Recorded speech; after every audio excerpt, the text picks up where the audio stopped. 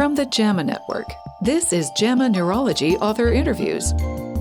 Conversations with authors exploring the latest clinical research, reviews, and opinions featured in JAMA Neurology. Hello, and welcome to our listeners from around the world. You're listening to JAMA Neurology Author Interviews. Thanks for joining us. My name is Dr. Cynthia Armand, Associate Professor of Neurology at Albert Einstein College of Medicine, Montefiore Medical Center. Idiopathic Intracranial Hypertension is a neurologic condition characterized by an increased intracranial pressure in the absence of a structural cause. Patients commonly experience headache, tinnitus, as well as visual impairment, which can progress to vision loss if not accurately diagnosed and treated promptly. Joining me today is Dr. Dennis Rivet. He's here to discuss his investigation of the role of glucagon-like peptide-1 GLP-1 receptor agonists in the treatment of idiopathic intracranial hypertension, also known as IIH. Dr. Rivet is the Harold I. Nemeth Chair in Neurological Disorders and is a professor of neurosurgery at the Virginia Commonwealth University School of Medicine. Dr. Rivet, thank you so much for joining me today. Thank you, Dr. Armand, for the invitation. Now, what is your understanding of the mechanism of idiopathic intracranial hypertension? Now, as a neurologist, it's poorly understood, but I'm trying to see here how we can jump from treating IIH conventionally with known guidelines of weight loss, medications like acetazolamide to decrease the pressure, to GLP-1 receptor agonists. So what do you know about the mechanism that's out there currently? Well, I would love to go on at length about my detailed understanding of the mechanism. Unfortunately, as the title implies, we know more about who it tends to affect and know very little about the actual mechanism of what the physiological cause of the disease state is. Right. Do we know about how obesity contributes to IIH? Because that's definitely one of the cornerstones of treatment and discussion with patients in combating this condition. That's right. For reasons that I think remain very interesting but unknown, it disproportionately impacts patients with obesity, and also for reasons that are certainly not clear to me, disproportionately affects women.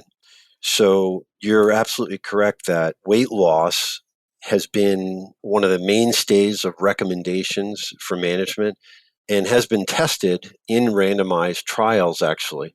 So the good news is it works. And we've tested that both with dietary changes, lifestyle modifications, as well as bariatric surgery. The problem is, as we know from patients without idiopathic intracranial hypertension, it's very hard to achieve. So the background was that we know in other disease states, such as heart failure with preserved ejection fraction, diabetes mellitus, and other metabolic disorders related to obesity, that this class of medications, these glucagon-like peptide-1 receptor agonists, which I'm going to shorten and say GLP-1 agonists, have a very, very profound effect on some of these, both directly and indirectly. And as the last year or two, we've noticed more indirect positive consequences of these medications, things like lower stroke incidence and lower other comorbidities. We ask the question, might it be particularly beneficial in these patients, not just because there's mechanisms we're not aware of, but because we know that they directly affect weight. And in this disease, that's particularly appealing as a potential benefit. Right. Do we know where these receptors are in terms of outside of the gut? Is there GLP-1 presence in the central nervous system, for example? That is a really interesting question. I'm glad you asked. And the answer is yes. And I guess jumping ahead, it's one of the potential mechanistic reasons GLP-1 agonists might work in this CNS. And so, yes, there are receptors. GLP-1 receptors have been noted in the choroid plexus in the rat brain. So we know the choroid plexus is related to CSF production. So mechanistically, there is reasons that you're suggesting that it might work beyond weight loss or metabolic changes. Right. Yeah. When you talked about improvement in terms of stroke incidence, perhaps I'm thinking, is there something else going on here? Because I can see how us utilizing this, and when I say us, I mean neuroscientists like yourself, utilizing this effect on weight reduction for the benefits of the drug to see if it can help with IIH makes complete sense. So I'm definitely excited about that because, again, these class of medications are extremely remarkable in what they've done for individuals. In terms of the demographics, do we know how many individuals in the US are using this particular type of medication without connection to diabetes and just weight loss in general? I don't know the answer to that question. I know that one kind of eye-opening number to me is that something like 35 or 40% of the population in the United States would meet eligibility criteria for the use of the medication. And that's just in the conditions we've defined eligibility thus far, such as on-label eligibility, so diabetes, obesity, et cetera. If we start looking at some of the things you and I are talking about, where potentially secondary stroke prevention or idiopathic intracranial hypertension, I don't know the number that are using, metabolic disorder adjacent, if you will, conditions, and they're using it for that as kind of their principal target. It's a really interesting question. Okay, well, let's get into the work of you and your colleagues. Tell us about the question you're answering and your methods, how you set up this study design. Sure, thank you. And I guess if I may, I'd like to give full credit to the first author who did the heavy lift, and that's Dr. Georgios Soudas, who is now, as of last week, a PGY1 neurology resident in North Carolina. And the idea was that we would try to test the hypothesis, that is, that using GLP-1 agonists in patients with a diagnosis of idiopathic intracranial hypertension would have a therapeutic benefit. And the mechanism to do that, because IIH is what I'm going to abbreviate, idiopathic intracranial hypertension, has an incidence of about 1 to 2 out of every 100,000. So it is not a common condition in the world. You and I are very familiar with it because of our practices, but in the world, it's relatively uncommon. It does have a higher incidence in women, as I said earlier, and particularly obese women of childbearing age. And it's still a small population, though. And so what we did is used the Trinetics database. Trinetics is a collaborative network that aggregates de-identified electronic health records from 67 healthcare organizations, and it results in a huge cohort of patients with de-identified data and allows you to ask sort of population size questions very easily, such as this. And that the way we did it was to take patients that are diagnosed with idiopathic intracranial hypertension that are not already using a GLP-1 agonist and look at the patients that then were treated within 6 months of diagnosis with a GLP-1 agonist and ask really 3 outcomes. One, did their symptoms or signs, because Trinetics doesn't differentiate, did they improve is one. Two, did they require less medication treatment? And you alluded to probably the most common, and that is acetazolamide, but there's a whole group of medications that are used.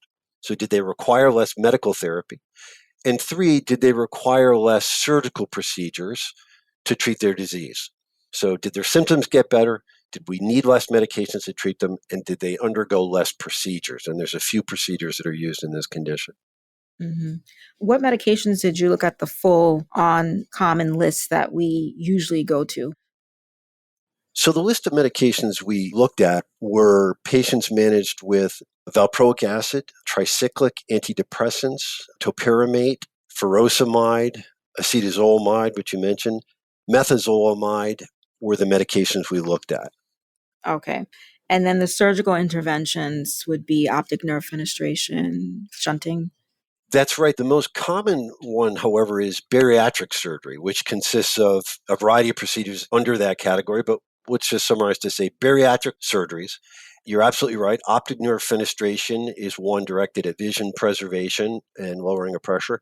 And then shunting procedures, the one that I'm most familiar with. And that includes both ventricular peritoneal shunting as well as lumboperitoneal shunting. So those are the three kind of classes of surgical procedures that are used to treat this disease. Hmm. What was the patient population like? So we did propensity matching, which is a really important method to ensure that you have matched cohorts and part of the technique. But after propensity matching, our population consisted of disproportionately females, so about 86% females, with a median age of 42. So again, women of childbearing age is the main group that this disease impacts. Right. There was a good mixture of race, ethnicity, as well as we matched comorbidities, and there was, as expected, a very high prevalence of metabolic disorders, obesity and overweightness, high blood pressure, diabetes, as well as nicotine dependence, interestingly. Okay. So that was a population, and that closely mirrors the usual population that we see, the typical patient population. Okay. Let's talk about your results. What did you find? Yeah, so we were really encouraged to see that, and we looked at the 1 year point, and we looked at, again, three things we were examining. One, did they need less medications? And the answer is overwhelmingly yes. They needed, even using a GLP-1 agonist, if you looked at overall, they needed less medical treatment. And that also included, if they remained on a medication, a lower dose. And that's important. I mention that specifically because, as I'm sure you're aware, medications like acetazolamide do have benefit, but they also have, in many cases, treatment limiting side effects. Right. So they were able, even if they didn't get off medication, to reduce the dose that was used. They also required less surgical procedures of all types. So both bariatric, shunting procedures, as well as optic nerve fenestration. And none of those procedures are ideal. The shunting and the bariatric surgeries are sort of lifelong surgeries, and optic nerve fenestration is actually not widely available. And thirdly, the symptomatology of the patients, both symptoms and signs, improved very significantly. The main symptoms and signs we looked at that improved were headaches, visual disturbance, to include blindness, which is the most dreaded complication of this disease, as well as papilledema, dizziness, and tinnitus. Oh, that's major. Many times, I subspecialize in headache medicine. We have patients who are on, for example, acetazolamide, and their vision trajectory is fine, where they're not in this danger zone of becoming blind, but they persist with headaches. And we're left to manage the headaches in terms of what is it mimicking? Migraine, for example, or tension. Usually it's migraine. And the question is, what am I treating? Am I treating this as a migraine, or is this your IIH that's lurking in the background? And to me, I'm listening to this. It's remarkable that these signs and symptoms improve as well, because many times when you're out of the danger zone of vision loss, you have these other secondary symptoms and signs that persist. And it really speaks to the morbidity of this condition. I'm so glad you said that, because I think a lot of times, and we do this in other disease states, if we simply looked at, have I fixed their papilledema? So their fundoscopic examination looks a lot better. And the neuro-ophthalmologist gives us this great report. Or we lowered the medication to a dose that we thought was meaningful. Right. Neither of those things the patient would necessarily care that much about. I think an analogy would be, if we decrease seizures in a patient by 90%, Mm-hmm. the patient can't drive. And if you ask a patient, what the Engel criteria, what really matters to the patient? And you said it absolutely. If they have to lower a dosage, they care much more of, does the dosage lowering or does the dose I'm taking make my headaches better? Right. The optic nerve fenestration or shunting procedure, if it doesn't treat their headaches, their quality of life continues to be impacted. So you're absolutely right. Of the three categories that we looked at, medication use, symptomatology, and surgical procedures, you're absolutely right to put that as probably the most important. Exactly. Now, one of the vital signs that we train our budding neurologists to look at in this is BMI, right? Because we're looking at obesity. Was there recent weight gain in the patient? Did you track that at all in the demographics of the patients? Was there any difference? Because once again, the GLP-1s, weight loss, did you see any correlation here? Yeah, you're absolutely right. It's such an interesting question. One, I guess we should say that BMI is imperfect. Right. And it's a vital sign. It's easy to calculate. It is easy to study in databases and EMRs like this study, but it says nothing about lean mass. It says nothing about the patient's morphism. What type of body structure do they have? It's as good as we have.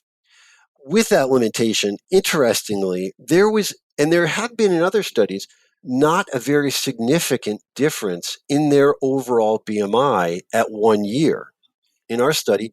And if you look at other GLP-1 agonist trials that show profound impacts on metabolic health or heart failure, the other prospective randomized controlled trials that have been done, we see changes in BMI of 1.5, 1.7. Numbers that by themselves you'd say may not be that meaningful, but it just fails to capture what type of mass has been lost. So is it disproportionately fat Right. mass? Yes, yes. And the other metabolic parameters that have improved for the better, so their lipoprotein profile, their blood pressure, et cetera. And then the third thing is what you said in the very beginning, and that is that mechanistically, we may not be looking at the right thing by only looking at mass. That the benefit is to these incretin, these hormones, that what about if they're acting in the choroid plexus? What about if they're acting in the hypothalamus, et cetera? Yes, I think about that and I pose this question to you. Is there anything or any parameter in the results that makes you think or that solidifies your sense that the GLP-1s are acting independently somewhere else in the nervous system that makes them great choice of medication for combating a neurologic condition such as this, other than just the weight loss on its own? Because I'm looking at your results here and I'm listening to you and I'm saying, there's a lot of potential here and I'm excited about this growing in the future and the prospects here. Yeah, there is something. There are two things. One comes from our paper, and that is what we just talked about, and that is we have an statistically insignificant change in BMI. So we've talked about why that may be. So that's one reason. But another interesting facet of the way GLPs work specifically on intracranial pressure actually comes from a trial that was published in the UK where it was a small pilot trial of the use of GLP-1 agonists, exenatide specifically, on I think 15 or 16 patients. It was a trial done in the UK, and they looked at ICP specifically.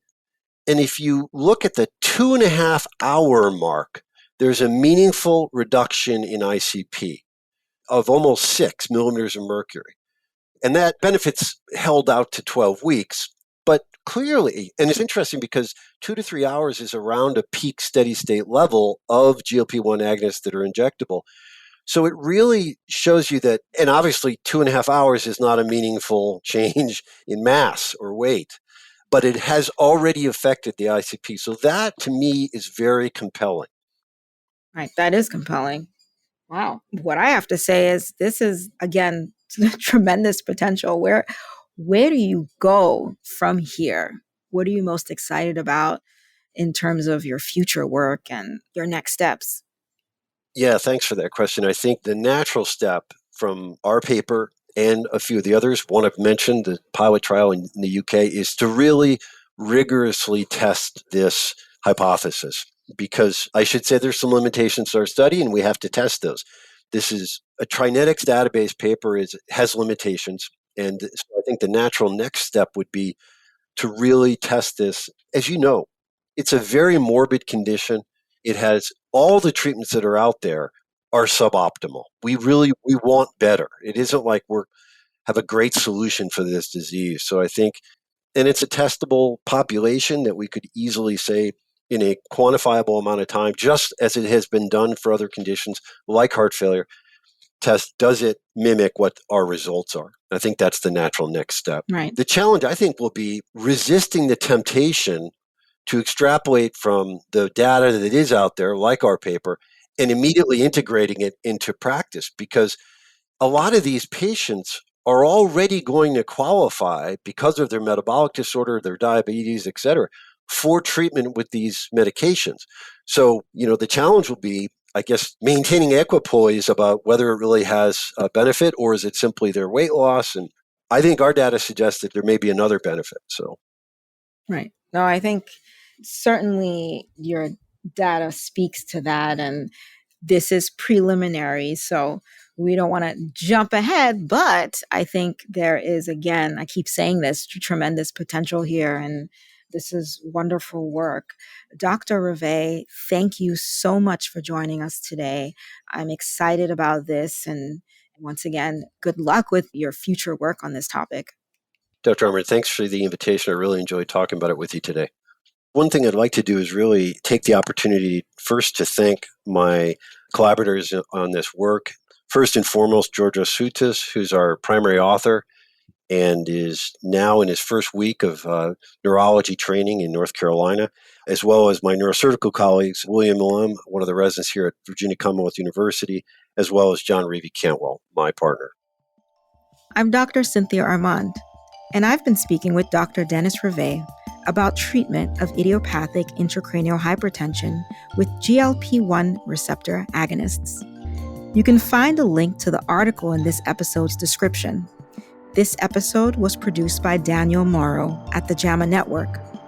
To follow this and other JAMA Network podcasts, please visit us online at jamanetworkaudio.com or search for JAMA Network wherever you get your podcasts. Thanks for listening. This content is protected by copyright by the American Medical Association with all rights reserved, including those for text and data mining, AI training, and similar technologies.